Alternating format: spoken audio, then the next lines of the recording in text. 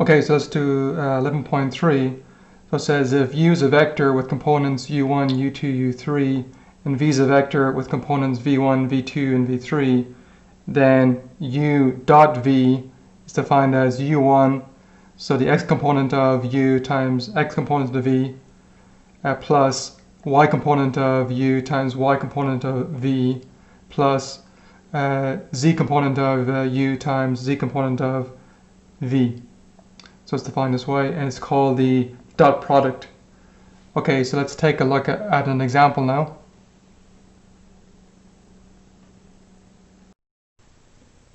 Okay, so our first example, let U be the vector 1, 2, -1, and V be the vector -1, 5, 9. Find U dot V, the dot product. Okay, so let's do that. Okay, so I first put my vectors together with a dot between them, then I'm going to multiply 1 with -1, then 2 with 5, and -1 with 9. So let me write that here. So I get this then, so I get 1 times -1 here, 2 times 5 here, -1 times 9 here. Then simplifying this, we get -1 plus 10 minus 9, which is 0. Okay, next thing. Alright, so let's do another example. So I'm going to erase a few things here. Okay, so let's talk about what the difference is between a point and a vector. There's kind of a subtle difference here. So you can think of a point as a vector that is anchored to the origin. We'll look at an example in a second. So any translation of our point vector is considered the same vector. So I have an example here. I graph the point 1, 1, so 1 on the x, 1 on the y. And I can connect that to the origin then, and I can call that my v vector. I can now take that v vector and translate it, so move it along the x-axis, say, let me move it to here.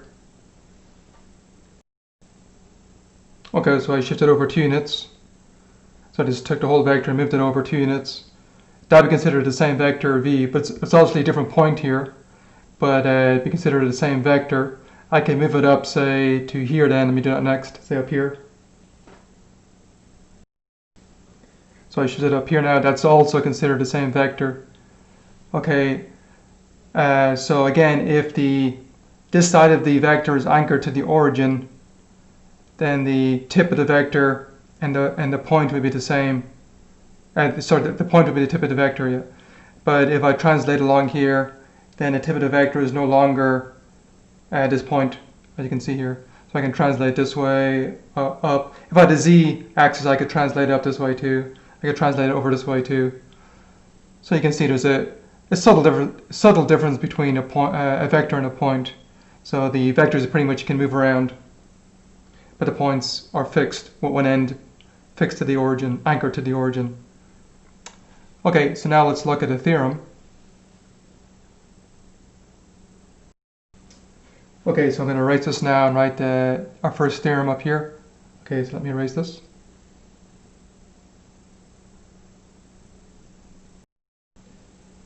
Okay, so theorem 1, properties of dot product. So let u, v, and w be vectors, and let c be a scalar, that means a number. So we have these 5 properties we need to show. First one is u dot v equals v dot u, so the commutative property. Property 2 is u dotted with v plus w equals u dotted with v plus u dotted with w, so it's like a distributive property here. And property 3 is c parenthesis u dot v is equal to parenthesis cu close parenthesis dot v, or u dot parenthesis cv. This is like an associative property here. Yeah. And then property 4 is saying the zero vector. So zero vector would be the vector that has all zeros and all the components. Dotted with v is 0. And property 5 says any vector dotted with itself equals the magnitude of the vector squared. Okay, so let's look at the proofs of these. Let's look at proof of property 1 first. Okay, so let's look at the proof of P1. So again, P1 is u dot v equals v dot u. So let u be the vector u1, u2, u3, and v be the vector with components v1, v2, v3. let's look at now u dot v. Let's write out here.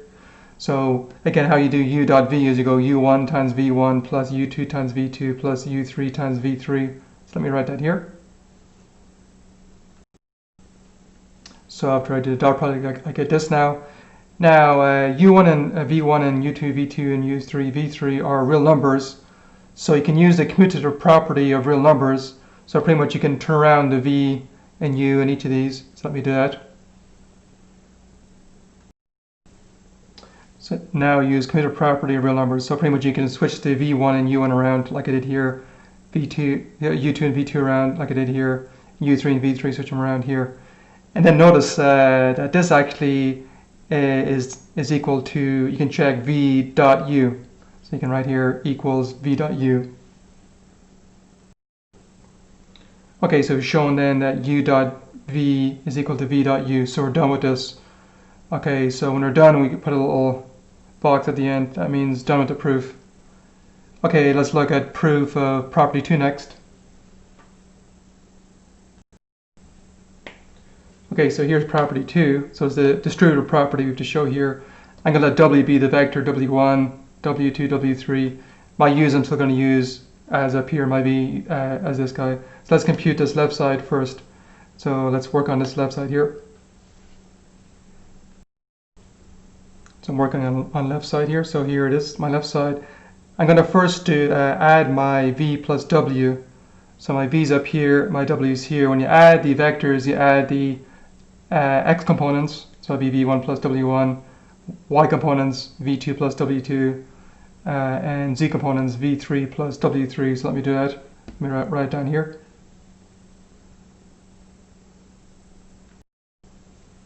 Okay, so I've added the vectors here, the V and W, so I get this. Now let's dot these guys. Again, my U's up here. So dotting these guys, we're going to go U1 times the V1 plus W1, U2 times this, U3 times that. Let me write that right here. So dotting, I get this. And now I can use the distributive property for real numbers. So pretty much the U1 and V1 and W1 are all real numbers. I can distribute this guy in here, distribute this in here, distribute this in here. So let's do that down here. So I get this then, distributing all these guys. Now I can use the commutative property of addition to change positions. So put all the W's together, put all the V's together. So I have my U1, V1 here, U2, V2, U3, V3, put those together, then put the W guys together, and you'll see it's going to end up being at this then. So let me just write it down here. So I'm using the commutative property now of addition to move things around. Okay, so I put all my U's and V's together and U's and W's. Actually, there should be a W3 here. And then just notice this is, this first part here is, so this guy I've underlined right here, that is U dot V, and this is U dot W. So we're done. So this will equal then U dot V plus U dot W. So we're done with this. We've proven property 2. Let's go on to property 3 now.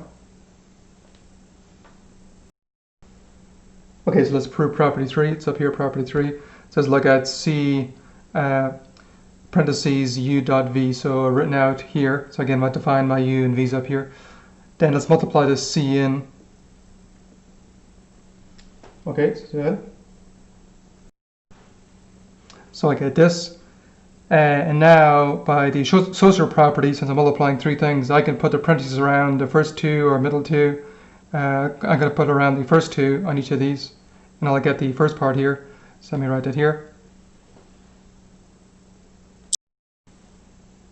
So grouping the C in U1, C in U2, and C in U3, I'll have this then. You can check that it's going to be that. I can also here, I can say then over here, I can move the C and U1 around by commutative property of multiplication. Let me do that. Let me write it here.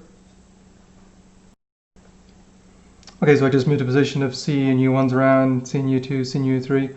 Then it's going to put parentheses around the C and V1, C and V2, C and V3, and I'll have this guy then, so let me just write it here. So grouping, then you notice it's going to be then U dotted with CV, so we're done with this one. Okay, let's look at property 4 next.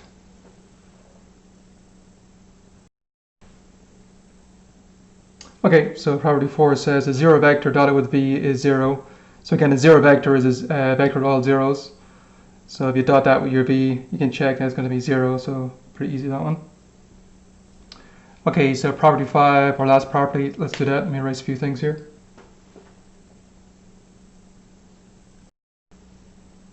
Okay, so do property 5, which says V dot of V equals magnitude of V squared.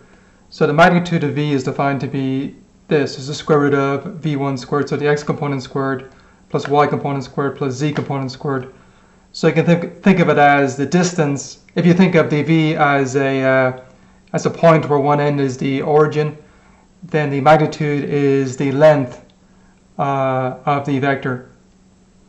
Well, actually, yeah, the magnitude is just the length of the vector. Yeah. Okay, so let's prove property 5 now. So it's going to be fairly easy to show, I think, here, just using the definitions. So let's note something. So if I dot V with itself, it's going to be V1 times V1, V2 times V2, V3 times V3. Well, that's just going to be V1 squared plus V2 squared plus V3 squared. If you compare that to our magnitude, it's just the magnitude squared. So you're going to say then this equals the magnitude squared. So we're done. So done. All right, so let's move on.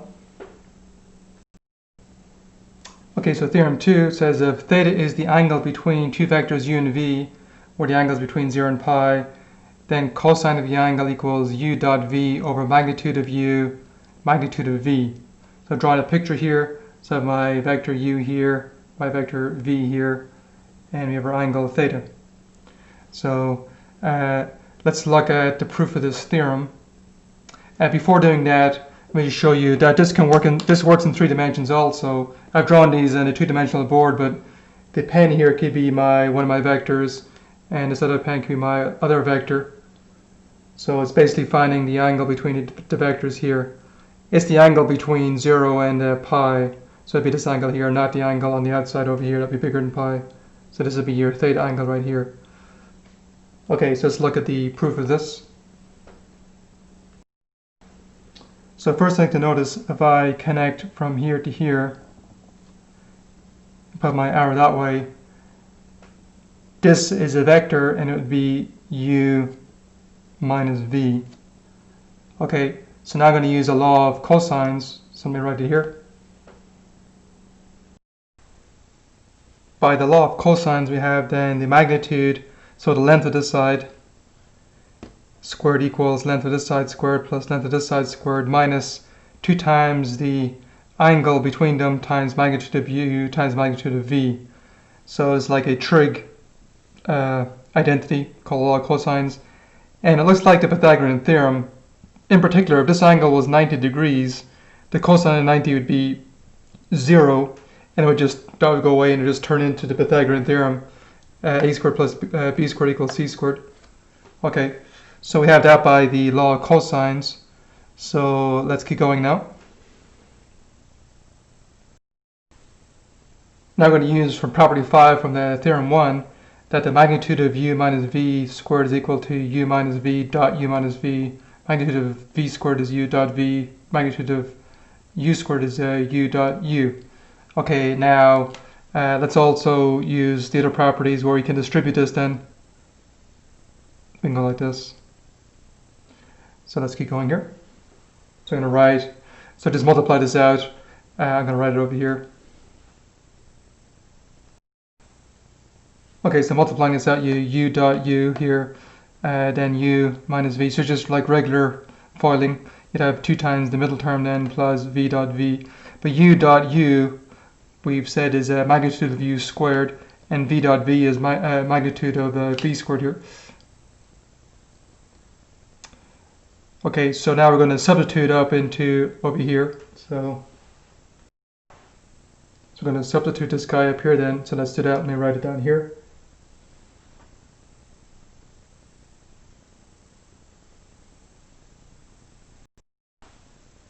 Okay, so I substitute right here. Then this side stays the same. And notice you got magnitude of u squared on both sides. They can cross off. Magnitude of v squared on both sides here. They'll cross off. Okay, so then let me write down what we have here. We can divide both sides by -2 actually. So dividing both sides by -2 then. So divide by -2 here. Divide by -2 here. Let me write down the result we have here. So we get this. And then we can just solve for cosine by dividing both sides by magnitude of u, magnitude of v. So let me write it here. So doing that, that's what we're trying to show. So we're done because you can see the top here. That's what we're trying to show up here. And we got it right here. So we're done with the theorem. Okay, let's look at an example now.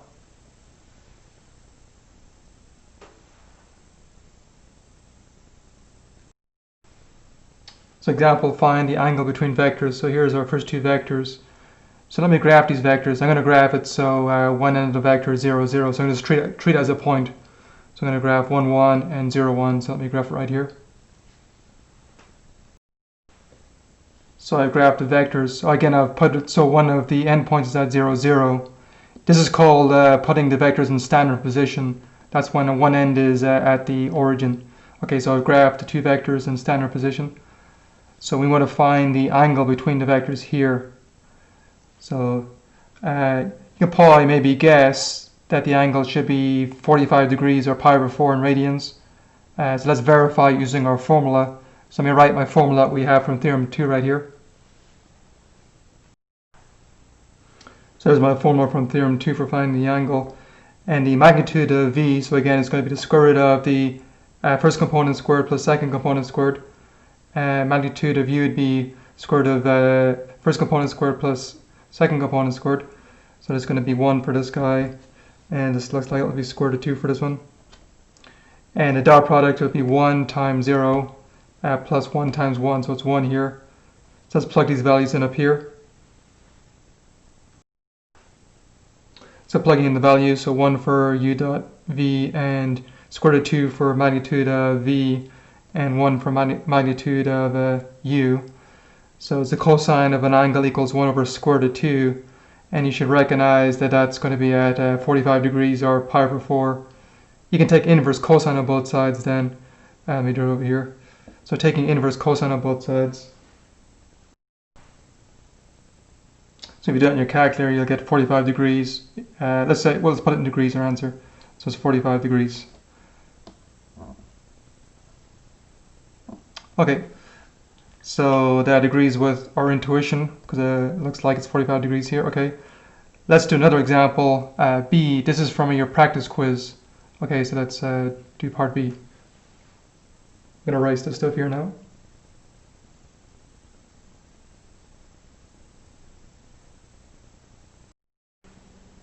Okay, so this next example is from practice quiz 1, number 1.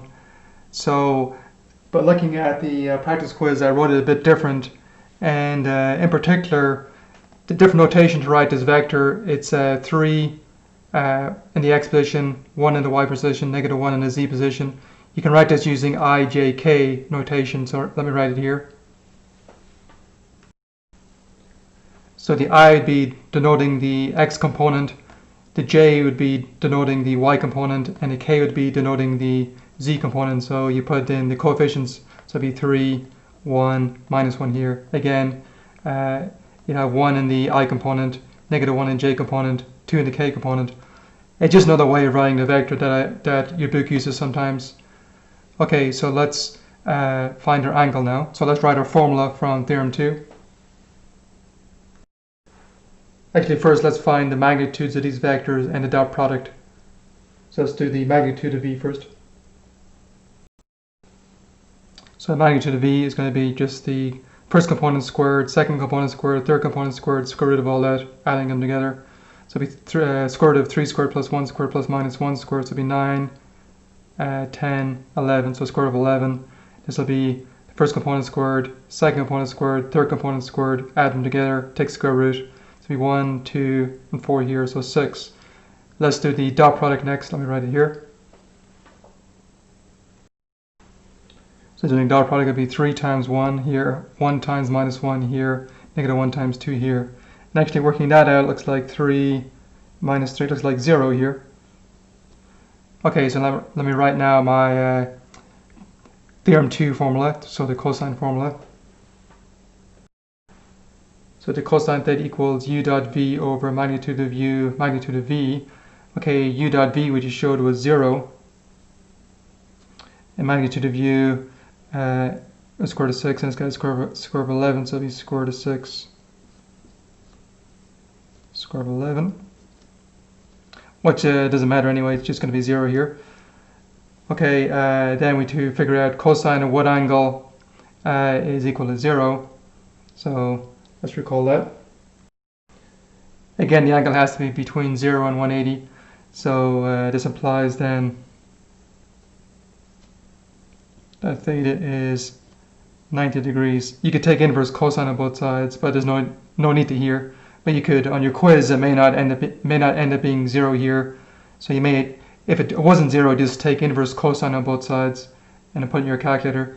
But in this case, it looks like it's 90 degrees. Okay, so if you were to graph these 2 points, then 2 vectors, I mean, in 3 space, so it'd be 3 in the x, 1 in the y, negative 1 in the z, and so forth. I'm not going to try and graph them here. I'll let you check if you try to graph them very carefully to be in 3 dimensions somewhere, but the angle between them should be 90 degrees right here. Okay, so we're done with this example. I'm going to leave it there in this video. We'll pick up next time with a new section. Okay, so let's leave it there.